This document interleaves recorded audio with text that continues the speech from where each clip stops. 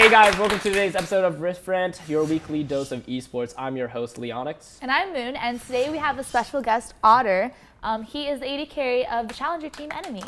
Yeah, so you guys are currently 5-1 in the Challenger series. Please tell me in your road to esports, from point A to point B, how you became a Challenger player and eventually led your way into the scene. Like all the way from the beginning? Yeah. Like, Why did you ever play video games? What's, were you spawned on this earth from the womb of your mother? Right. Yeah, honestly, when I first started, I was playing like League more casually, and I was just because I was in college and I was working, so I wasn't doing it. Did you start in like season 1 or? Yeah, it was pre-season 1. Pre-season. I've been playing League since the beginning. Since Dang. League has been League. And that's why you're here. Was it your first MOBA? Huh? Was it your No, first I MOBA? actually played Dota for 10 years.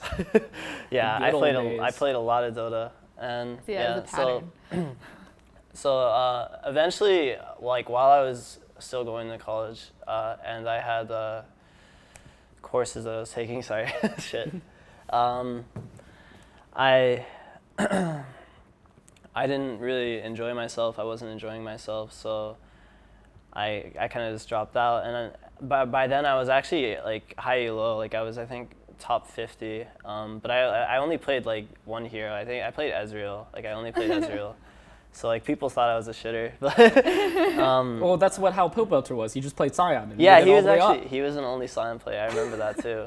Back when Sion was hilarious. Yeah, AP Sion. You just run on him like a truck and then run away. Yeah, but I kind of just played on just random teams like at that point because like I wasn't really doing anything because I wasn't going to school and I wasn't working, so I was just kind of just playing the game, and that was like about actually 2 years ago, and I kind of went around just like everywhere in Washington because like I didn't really have a place to stay because like, well, my parents didn't want me to stay at their place if I wasn't going to school or if I wasn't working, and then the like traditional work field. Yeah, so they weren't really supporting what I wanted to do, but I mean I don't blame them because that's just how things are. So eventually, just really randomly, I had this opportunity to move here to California, not even for a gaming house, just like for with some friends, and I ended up doing that.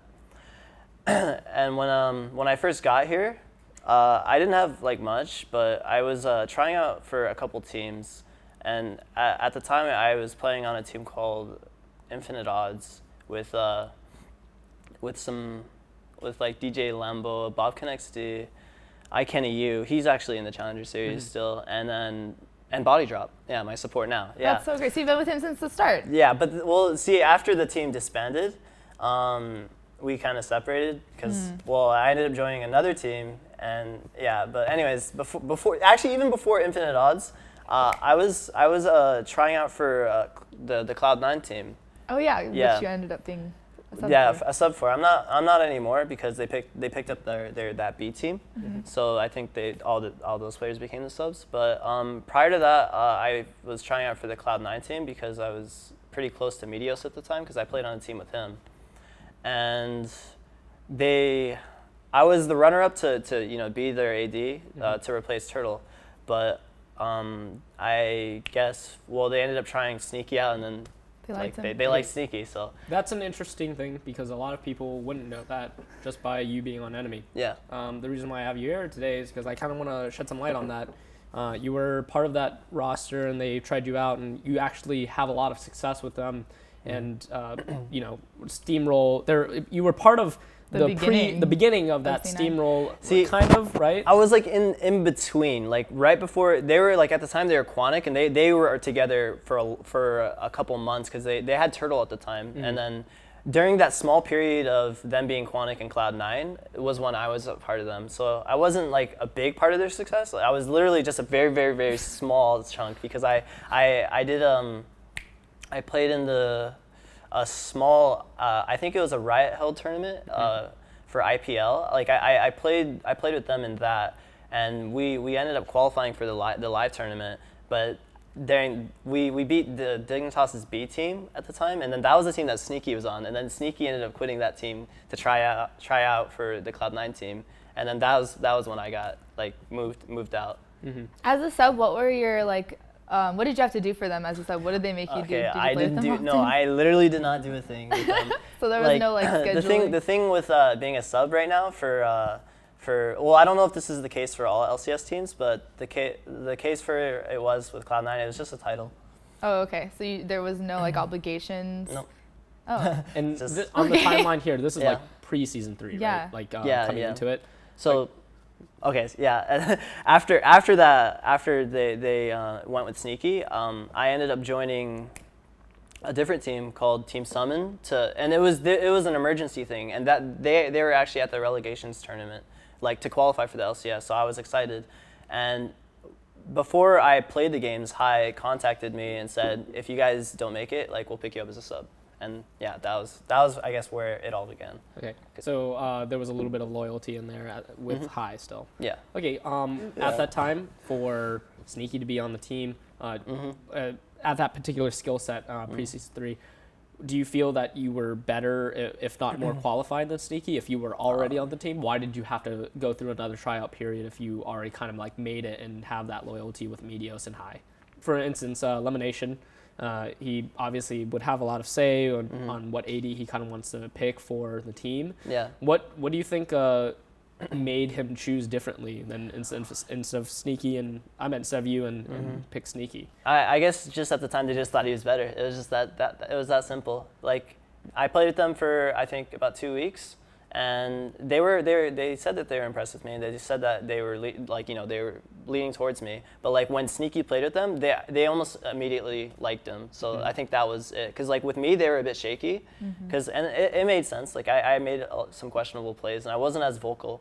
And so it was he probably was just more impressive like during that period. And I see that's the thing that I don't know, because I didn't sit in on the scrims, so I don't know how like comms went, how the games went. But yeah. If you could pick a couple traits, like you said, you weren't as vocal at that time as a player, what you could have learned from now, and you could tell your past self of what to work on and what you could have been. What were some of the traits of developing over time? Because like one of the biggest things in the league is identifying your faults. Yeah. So as a player, by identifying your faults, you become a better player. What would those be? I wasn't vocal about what I wanted to play, and I wasn't really, whenever I fed information in the game, like while in game, it was kind of useless information that that they couldn't really do anything with. Like, I remember this one instance like really, really well. I said that I was down like 50 CS, like I said that, and I said, and for that reasoning, I was going to go farm more, and that was my mindset. And then later, like after that scrim happened, or after the scrim finished up, Meteos said he messaged me privately. He said, "Don't do that. Like that is useless information. Don't do that." Wow, that's and really then, interesting. Yeah, and I was just like, I thought about it. I was like, yeah, why did I say that? Like it's not information that you can use. Like why would I say that? And so I guess if there's anything that I learned in literally the last 2 years of just being an amateur player, is like it's how to communicate with your team and how to be like efficient with it. About communication, I've always actually kind of wondered this. You guys sort of have, I mean, it's 5 people all talking it feels like it would all be talking at once. Do you guys have like a limited amount that you can each say? Do you always use like the shortest sentences and the most concise like statements? How do you communicate like proficiently? Like in a perfect world, that's how it would be. Right? Like, yeah, but it's not like that, because everyone wants to get something out. Like whenever a game is happening, everyone wants to get something out. But generally in a game, like during the lane phase, we just we try to keep it to a minimum. Basically, if we're pressuring, or if we're not pressuring, or if they're pushing us in, it's just very, very little. And so it's like jungler communication mostly. Yeah, like it's more or less the information that you're feeding is for the jungler, and then he kind of like he does something with it. And then team fights, it's just like blah. Team fights is actually team fights have been better for us lately, because before it was like that, but I haven't really been talking during team fights, and then there's a player on our team that calls out targets now, and it's actually working really well. So cool. Okay, reverting back to, a little bit on the history part of it, do you have any regrets with Cloud9 or with the organization of Quantic Gaming, or back when, or were you salty at first of like, why didn't, with my dedication to the team, were you're like kind of upset? I mean, and then kind of like looking at it now, Cloud9 has a lot of success in the esports scene. Okay, well, previously it wasn't like a crazy. I wasn't like crazily like loyal to them because I was also just in a tryout period. I guess at first I was salty, but the way I kept looking at it was that my time was going to come, and if I worked hard, then my time would come. So like, sure, I was salty, I was jealous, but I wouldn't say like it like. As anyone should. Thing. I mean, yeah. like not especially after they took first in the LCS. Like and their go first on a split. crazy. And they just rolled through it, and I was like, yeah, I think that could have been me. But you know. So bypass this Quantic bullshit. What happened in the past? You're on NME now. How do we get here? How do we get here? Okay, once again, I still had some other stepping stones after the Cloud9 thing. A big one people would say was GGLA. And that was with Bishu, middle, and then there was not Body Drop. It was Nidus Hermain playing support, and then Corkez in the jungle, me as AD, and then Quas as top lane. Whoa. Yeah, and that team we had a lot on of paper. hype. It sounds. We had a lot of hype going into like all of the tournaments, and we did really well. But then kind of. Not something similar, but what ended up happening was before the ladder lock, like a day before the ladder lock, Curse at the time, they contacted Quas and they picked them up. So we had to pick up a new top laner, and at the time we had to pick up someone before the next day. No one the same caliber as Quas. Yeah. Because it was literally the ladder lock was the next day, so we had to emergency pick up someone. We picked up Yuzuki, but at that time I was really sad because that was the team that I pretty much formed and that I was going to do really well with. Yeah, this is my baby. You lost one of them. I was going to do really well with them, but then at the time, I kind of just, at that moment, I lost a lot of motivation. And I've never really talked much about this, but a lot of people don't know why I was replaced on GGLA, and it was because I lost motivation, and I was not playing as well as I could, and I was not playing as hard as I was before. So they ended up replacing me before the tournament, and they almost actually qualified for the LCS that split. And but anyways, then after that, I was on some teams that didn't really go anywhere, and then finally, caught up to here. I was actually about to quit, trying to go professional. I was just about to be done. I was gonna probably go back to school and maybe get a job. But here's that point. You said that you put together GGLA. You've obviously come into a run with a lot of different talent over the years. Yeah. Was there ever a time where Otter was just like, I'm not going to be an AD carry, maybe becoming the management part of it, or the management, or finding the talent? See, I was thinking maybe that is something that I would do in a couple of years, because I actually do think I have an eye for it. Like, as dumb as that sounds, I think I do have an eye for it because before Quas came to NA, he lived in Venezuela. He played with 250, 300 ping, and he was. I feel like that's like weights. Yeah, he was just playing in no wonder he's no one actually knew about him. But I've been friends with Quas since season 1, literally way back when. And after the tournament, the relegations happened, he contacted me and was like, hey, we should make a team. And I was like, wait, aren't you in Venezuela or something? And how did you meet him if he was in? He played. No. He played playing? Yeah, he's playing on the NA server. Oh, and, okay. that's how I met him. I see. That's how All I know right. him. And then so that's why the ping. What ended up happening, they don't have one. right after the relegation tournament with Team Summon and the Cloud9 thing, I actually played on this team called New World Eclipse. I guess I should have gotten into this a bit. New World Eclipse, and with that, it was the manager or the owner was this guy named Kevin Gao, and he was funding a gaming house. And I asked. He already had a roster. At the time, it was JD Wu in the jungle. I think he's a writer now. This guy named Shousters, and then I don't remember the support because the team was short-lived. But the support, and he asked if I knew any top laners. And at the time, I was making a team with Quas, and he was playing mid lane. And I said, oh, I know a guy, but he plays mid lane, but he's really, really good. And then so I asked Quas, and I said, there's a gaming house, you could come to North America, and you would just have to move top lane. And he was 100% down, and he went for it. Oh, so you sort of like helped him path his way. Yeah, a little bit. I wouldn't. You were like a yeah. tiny, yeah, tiny like little it was push. just a little. Yeah, I pushed him into that. Oh, And that's so cool. yeah, and then I quit the team before they moved into the gaming house.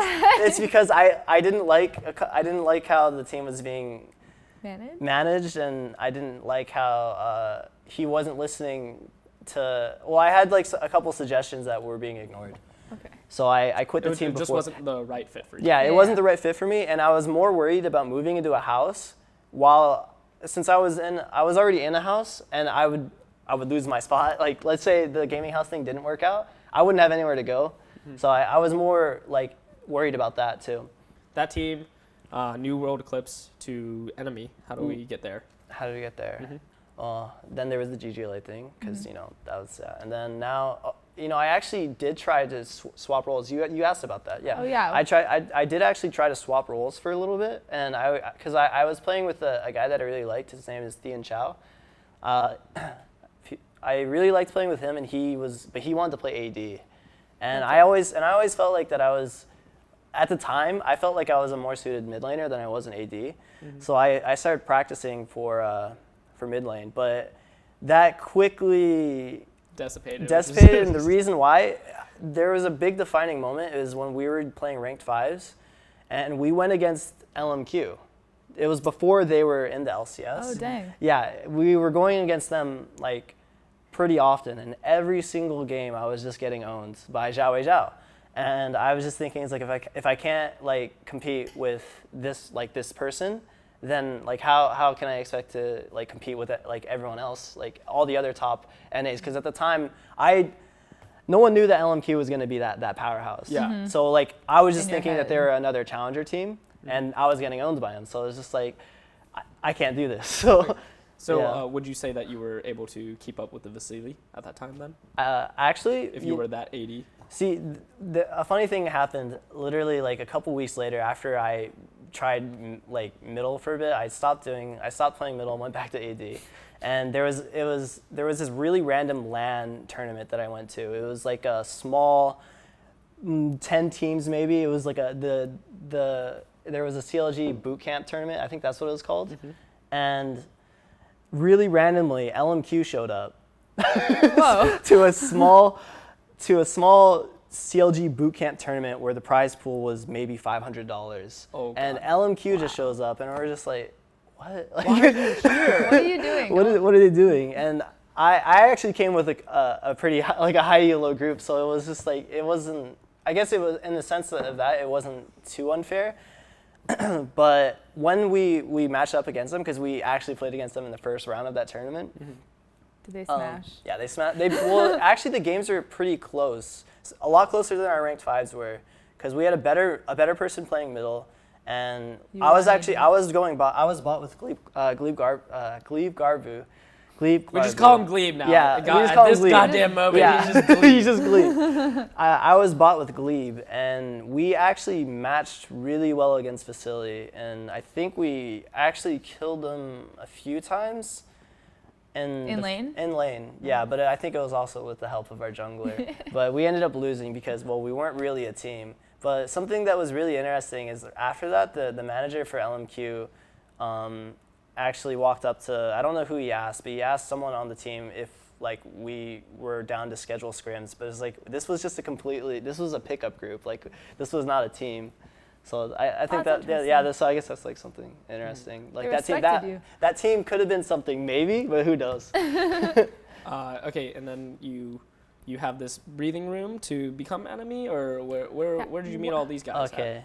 See, then actually there's one more team. Okay. Sorry. Wow, I've been on a lot of challenger teams. A lot of trial and error. They've never done well. And the last one was XDG, and this was after LCS or XDG just got kicked out of the LCS, so they were looking to pick up a new team. Against LMQ.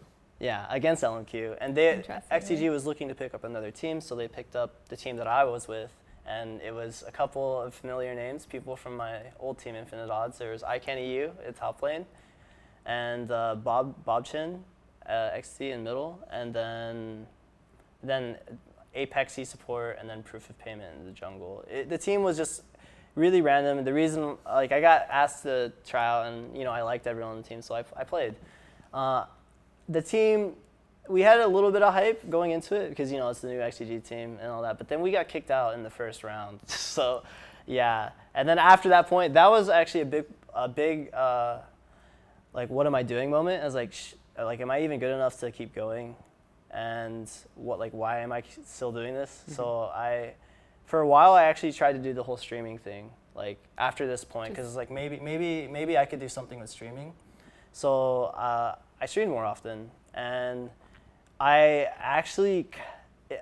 don't think I have the personality to like continually stream and be as energetic or as okay. It's actually difficult. For you, is it the professionalism of like, oh, I want to like play, like beat this guy? Because for me, I feel like when I stream or try to get into it, I'm like so focused on trying to play and like do well that I'm not actually paying attention to streaming. Being interactive. I'll forget that I'm like even streaming at one point. And until the actual lag comes in, and then my computer fries and blue screens to death, right? But for you, why was that? It was just like, nah, it's not my thing. Well, see, like I had this. The way I was streaming was like a really informative. Like I was trying to be like an informative AD carry That's player. my favorite type of streamer, though. Like I was trying to be really informative, but then there was moments where I would just like kind of freeze and just like lose my train of thought. Because it's just like it's kind of hard to continually play while talking about what you just did, like doing things while you're talking about what you just did. Yeah. So, and then there was a couple other things, and I just felt like I was more competitive than I was as an entertainer. So I wanted to be like in the LCS. Like I wanted that more than like more than being like a successful streamer per se. So.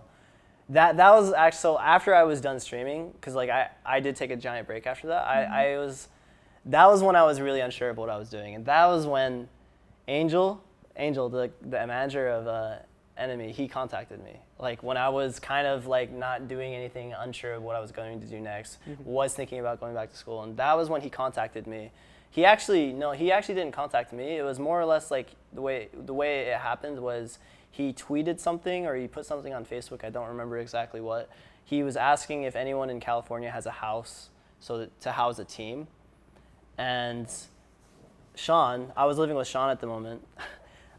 He like asked me about that. And he's like, would you want to house them like and play on that team? I was like, not really. Like I don't really want to do that. But then like he kind of convinced me to do a tryout with them. And I don't remember who the initial tryouts were, but I did like the team. So I was thinking, yeah, maybe we could do this. And then Angel, he asked if we're able to like move into the house in the next month. And then so fast. Yeah, it was so fast. And then I was like, sure, why not?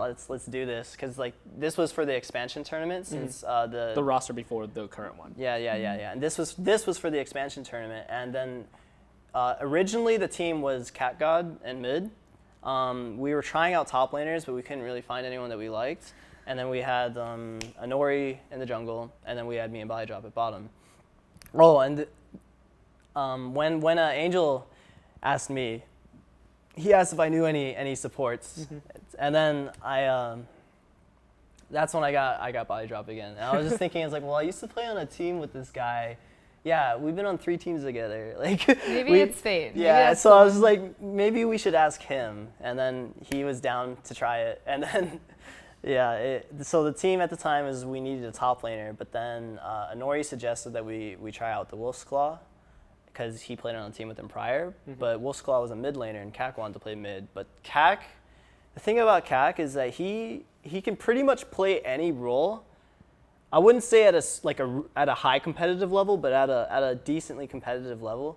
So we asked if he wanted to try out top lane, and no one really. Okay, well I won't say no one, but a lot of people don't really like top lane, especially people that transition over there. They don't like it at first. And then eventually they grow into it and they like it. But unless you're Enox and you go mid. Yeah, unless you're Enox. See, that's what I mean. He hated top lane. So Hack hated top lane. We put him there, and he absolutely hated it. He complained about it all the time, but he did really well. But he hated it. He complained about it. and That's funny. it just was bad. He just didn't like it, and that was the team going into the expansion tournament.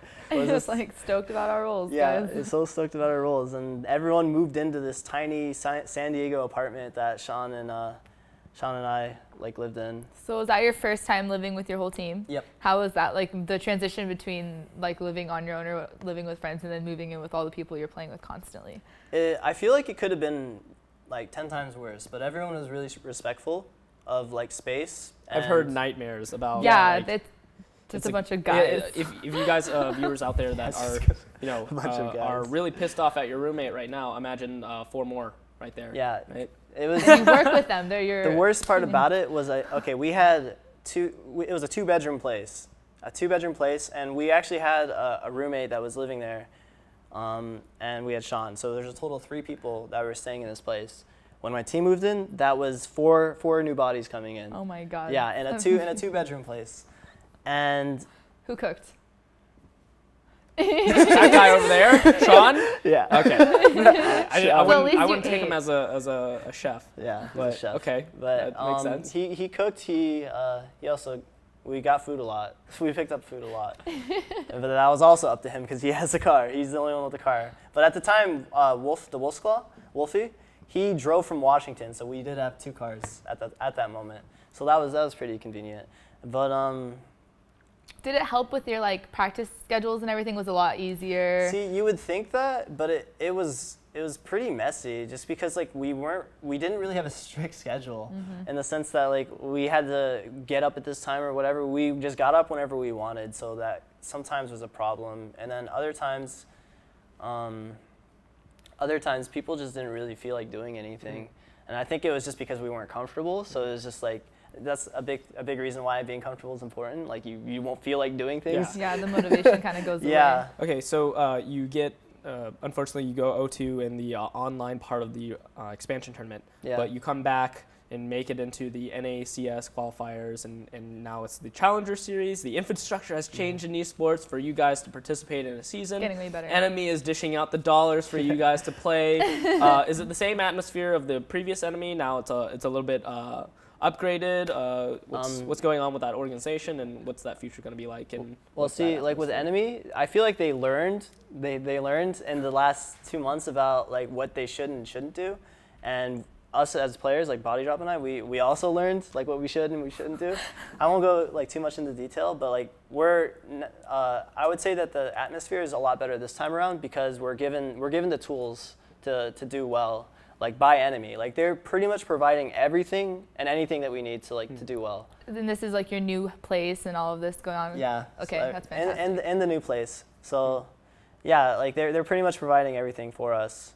Enemy now, you guys are 5-1 in the current series, and obviously you're at the top of the ladder, looking confident going into the LCS. Do you feel confident? Do you feel that you can make it in the playoffs? I know the format is god awful. It's like the old format of LCS. Why don't they just take the Champion Series or do like a King of the Hill thing? I have no idea why that is. But like, are you confident of taking? I don't know. Quas is automatically relegated. Quas is relegated. What's your thoughts on that? This is probably the most confident that I've ever been with a team. Like, I think we're going to continue like. We're going to win the rest of our season games, and then when we get to playoffs, I'm pretty confident that we'll win those as well. Is there so anyone, I think. Yeah, I'm sorry. Is there anyone in that bracket that you kind of are iffy with? Maybe Fusion? See, the thing is, like with, I'd say that between these 4 challenger teams, like TDK, Fusion, CLG, and Final 5, they can all at one point or another they can take games like off us and off each other. So it's like it really just depends on which teams are going to show up. And I actually do think like if I had to say like one, which team like would I be worried about? Because I'm not like actually that worried about any of them. Like I'm pretty confident, like just really confident. And I would have to say Fusion though, just because it is. They did take a game off us. What do you think sets this time apart? Because you said this is the most confident you've ever been, and you've had a lot of like rough patches and things going on. Like, what about this is so different? Let's see. We actually have a coach, he's learning like with us, and I would say he's doing a really good job. But he helps us stay focused in champ select, which is what a lot of teams don't have. Is they don't have focus in champ select. So it's like their pick bans, their pick bans are questionable, and also everyone on the team is very motivated, and they're all playing like a lot to stay mechanically sound, and. So and everyone works really well together. So it's just like I feel like all three of these things are things that I've never had. Like there's always at least one person who doesn't like try as hard, or there's one person who's not as committed as everyone else. So it's just like everyone is committed. We have the tools, like the team, the house, or the sponsor, the house, and the coach, and so like all we have to really like focus on is playing. So it's like show up. Yeah, and show up. So yeah. I know. Okay, so you've been on a lot of teams out there, and you've obviously put together a lot of teams. A topic that I want to go over with us three, puzzles, pieces of a puzzle, putting them together. Team synergy and forming a team. I hate using Liquid as like an example, but I feel like this is perfect for like the puzzle part, because you played with Quas before, and Quas, I feel like he's a very rare kind of player, and the reason why I say that is because he is like a puzzle in like a piece of a puzzle that is like a generating piece on the side where it can fit into anything. That's really does actually well that's exactly it. Like Quas is just able to do pretty much what I actually talked about. Like he's able to mold himself into like what he thinks the team needs, and and he does it well. I like back when I was on the team with him, he didn't talk much, but like he was the type of player that didn't need to, because I feel like those kind of players are very rare and succeed with any team that they go on. Where do you fit in this equation? Are you that morphing puzzle, or are you like, okay, I need to play this way, and I have to find a team that kind of I fit in with in order to be successful? I need to find a team that I fit in with to be successful, because like I am able to kind of like adjust myself to what the team like may or may not need, or may need, but I would say like for me it's really important to have like a good personality mesh. Otherwise I'm not gonna enjoy it. So like I'm not gonna want to be on the team. Yeah. So you've come in contact with a lot of different talents over the years. Are there players that are like Quas that you've seen not succeed yet, or will become, or that is upcoming talent, or are they all just taken? Everyone on my team. I was gonna say that. Everyone on my team. Everyone on your team is everyone on my team is that. Yeah. Okay. That's exciting. Yeah. I would say that. Okay. So with that being said, if you could describe each one of your players on NME, even though that they mesh well, you guys are obviously doing extremely well in the Challenger Series. If you had to fit each one of like, we listen to this guy, he's our head guy, or he's a utility. Who's all on Enemy? Let's see. You want me to just go like? Let's go from top to bottom. Top to bottom. All right. Let's see. Flares. Flares is a really, really aggressive top laner, which is in itself, it's normally not too good to have that, but he dies a lot. Like he has died a lot in like scrims and like previous matches, and almost every single time he dies, like we kind of get on him for that. But he's also really young, so he's also open to ideas. So it's like anytime we do give him, like kind of like a little lecture, like he takes to it really well. That's so great. He's like the aggressive. I guess he's like an aggressive part of our team. Like he makes plays. He makes plays happen, and he also does another thing that he actually just started doing since he's been playing more engaged champions. He's been calling targets in team fights, which is actually really surprising because he's pretty quiet normally, or he was pretty quiet. So he's kind of coming out of shell. So I would say for Flares, he's more like in team fights he calls targets out, and he's an aggressive laner who rarely loses lane because he's so aggressive. And yeah, so that's Flares. And Tyson, or Inox, he's transitioned to mid like really, really well. We haven't exactly figured out what he excels at, but if there's one thing that I'd say about him is he picks up champions just like that. Like it's really, really simple. He, like for example, we played Victor twice in the matches that we just played against CLG, and he played maybe I think 3 games with Victor before, but he was so confident on it, and he just did really well. And that's pretty much any champion that I've seen him play. Like he just picks up and does really well. important. Yeah, that's interesting that you say that, because when we're talking about playmakers and people that just play on the team just to make the team happen, like Cloud9, for instance, High is their playmaker, right? And Sneaky is Shot kind of caller. Playmaker and shot caller, yeah. right? But you can't mix a hard carry with someone that just hard utilities and plays for the team. Is that the same kind of scenario with Enox? Is he just kind of like this passive guy that is like, all right, I'm gonna let my team carry, and I'm just gonna help them do it? Well, see, the thing is, like, you can say that like these players are passive. They're not necessarily passive. Like you can't be a passive player and competitive and do well. You have to be like, you have to know how to pressure. Like it may not like be as visible. Calculated aggression? Yeah. So it's more like objective aggression. Yeah. So like maybe like in games it might not appear that Inox is not like aggressive or he's a passive laner, but I wouldn't say that that's what he is. But he is generally like the technically like the second carry of the team or the first carry, because he does play like scaling like middles, or he has played scaling middles, and so I guess that's kind of his role. I wouldn't So I wouldn't say he is like the shot caller of our team too. Like if in C9's case it's High. Yeah, I wouldn't say that that's his role either. Okay. So body drop and your jungler. Okay, yeah, Trashy. From SK Prime. Yeah. So yeah, SK Prime. Right. Yeah. He we actually flew him out without trying him out. So it was literally Confidence. it was just confidence that he would do well and that he would mesh well with us. So it was a bit of a risk, but I think it was kind of a necessary risk because the jungle pool in NA is not the best.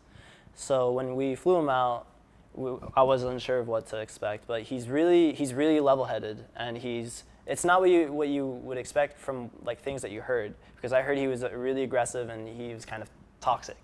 That's what I heard. Maybe he's just really dedicated. Yeah. No, that's actually what it is. Oh. He's actually just really dedicated. Like he's really level-headed. He makes really calculated jungle plays. If I would say that there's a shot caller on the team, I would say it's Trashy.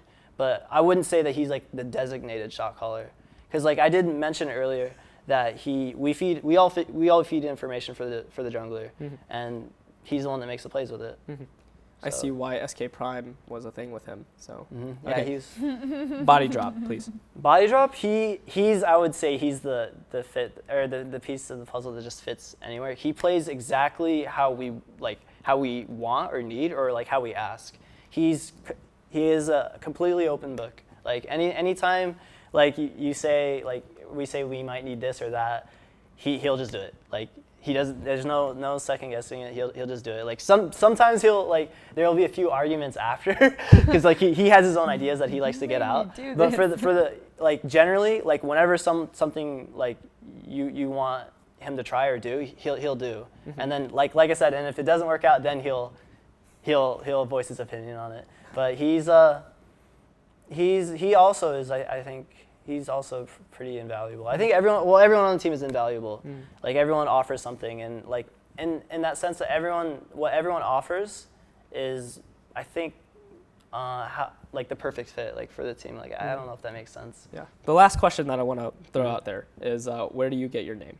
Where did I get my name? Where do you get your name? Why is it an Otter? Did you have to go Predator and slay one? Is that your trophy in your bedroom? Okay, so really randomly 2 years ago, Otters are vicious, by the way. 2 or 3. I thought they were super cute. They could be They're vicious. well. Really? They're violent? Some of them. That's Like scary. I've heard like stories of Scoot like over. house otters like killing other like animals, like the House cats. otters? Yeah. You can have They an otter as a exist. pet? Yeah, in some states. They exist. I actually like looked it up. And then you should see get the one. gif of like all the Team otters like mascot. chasing the butterfly. Yeah, I've But seen yeah, that. where do you get Otter from? You know, actually 3 years ago, I had a completely different name. I don't want to talk about what it was, but I had a completely different name, and Interesting. yeah, Riot was releasing a bunch of names, And I don't know why, like otters aren't even like my favorite animal or anything. Dang. Like I was just like we're all just typing random things in to see like what names are gonna be released. And I don't know why I just thought Otter. And I typed in Otter, and yeah, that was the name that was gonna be released. So I said, hey, like I didn't even mean this. Like I was kind of jokingly saying this. I said I'm gonna change my name to Otter when they release the names. Like I said that in the Skype group that I was in. And fast forward like a week later, I didn't log on. Like, I didn't care too much. Like I wasn't going to change my name to Otter. I log on, and one of my friends logged onto my account and changed my name to Otter. Wow. Yeah, and I was just like, I was a bit upset, but I was just like, I guess Otter is kind of a nice name, and it's simple, and it's kind of funny. I think it's like, cute. Yeah, it's cute. it's kind of funny. So I just kept the name, and yeah, so that's why. Like that's literally it. Was your old name so bad that you like this one? It's more or less just like really. It's kind of embarrassing. Hey, So I don't want to talk One about of my really Smurfs is bad. like cock gobbler lift, and I got fucking banned for like 2 weeks. Yeah. I was like, I have never done anything, and I saw like the tribunal report. It wasn't even for the name. Yeah. It wasn't. You're just- It was for me going 80 Carthus in a bot game. in a bot game. I know. It In a blows my bot mind. game? I saw the report, and Did you like, win? Yes. Of course. I was like in the double bot digits game. of kills. I've seen It's people a lose. fucking. I've seen people lose bot games. Hey, thought I'm maybe- not I the thought one that's maybe. losing bot games in That's 80 not- Carthus. That ain't me.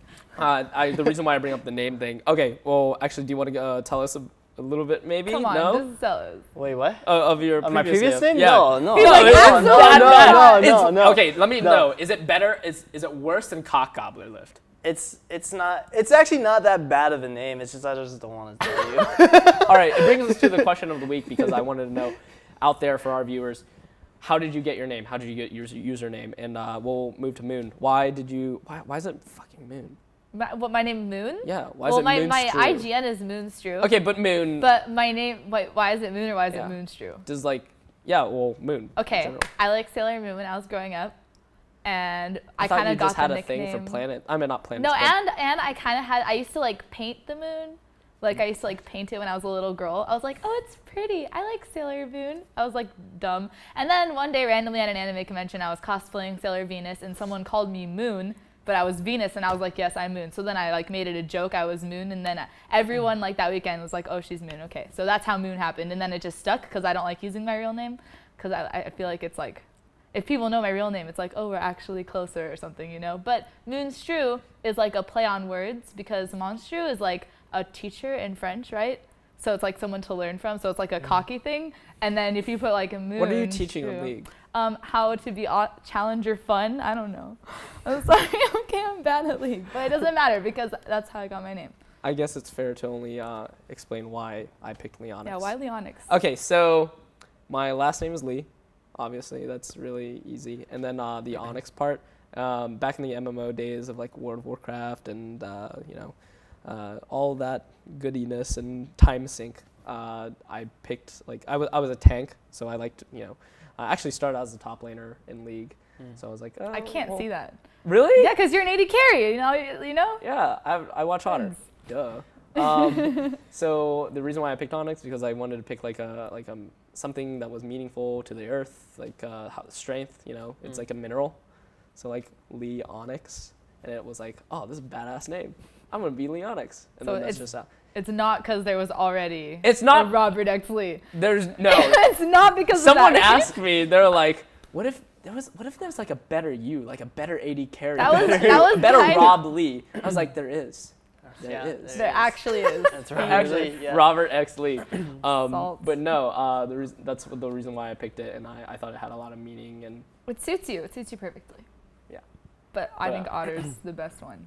yeah. Okay, thanks. Question of the week: how did you get your username? Where does it derive from? Put it in the comments below. Do your thing. Like, comment, subscribe. Other than that, this is Rant, your weekly dose of esports. So. Thank you for coming on the show, Otter. And thank you for having me. Great guest, right? Do you have any shout outs or plugins to sponsors or fans? Yeah, big thanks to Azubu, Forge, My EDM Radio, and Frag Nation. And shout out to all my fans and NME, of course. And we would like to have a shout out for HyperX. Thank you so much. Yeah, and thank you to SK Gaming, obviously, our team in EU. Other than that, this is your weekly dose of esports. I'm Leonyx. I'm Moon. Other than that, till next time, Peace guys. out.